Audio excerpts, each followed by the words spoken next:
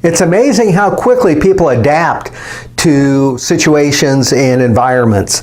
Even children can quickly find out what is acceptable and not acceptable and act accordingly. Hi, it's Brian McWhorter with Safeopedia, and I want to talk to you about safety and the broken window theory. The broken window theory is really all about acceptable behavior. There's a phenomenon that has been noticed in that if you have a vacant building and one window gets broken and it's not quickly repaired, soon other windows will get broken. The message is it's okay to break windows in this building. Now, they've actually recreated experiments along this line where they've taken vehicles and placed them in different neighborhoods and actually broke one window, then observed it with a camera off to the side and watched people actually stop and take out frustration by breaking other windows in the car. But if all the windows remain unbroken, then no one breaks any of the windows and it stays that way. So when it comes to safety in your work environment, do you have any broken windows? Do you have anything that shows that it's acceptable to break safety rules? I'll give you an example. In one large factory that I was aware of, they didn't really force people to wear hearing protection even though it was a safety rule. The decibel levels on the shop floor were such to where hearing protection was required, but it wasn't uncommon to find supervisors and people on the floor not wearing hearing protection.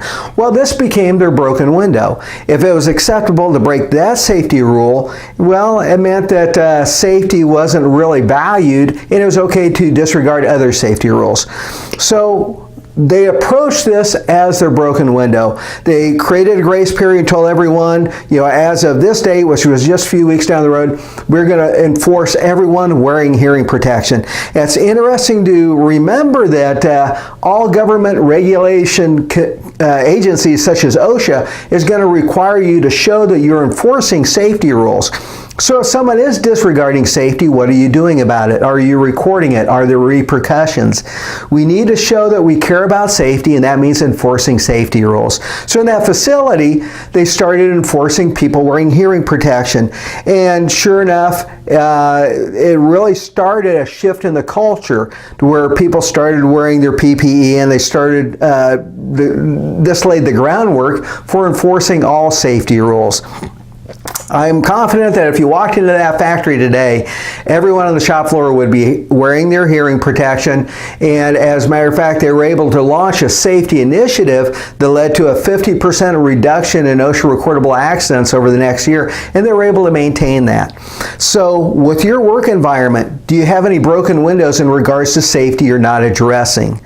I have a friend that shortly after they made the law for wearing seat belts, where people are still getting used to it, he saw the need for it and how it did save lives. And if you got into his car, he wasn't going to pull out of the driveway until you buckled up your seatbelt. For him, that was the acceptable behavior for safety.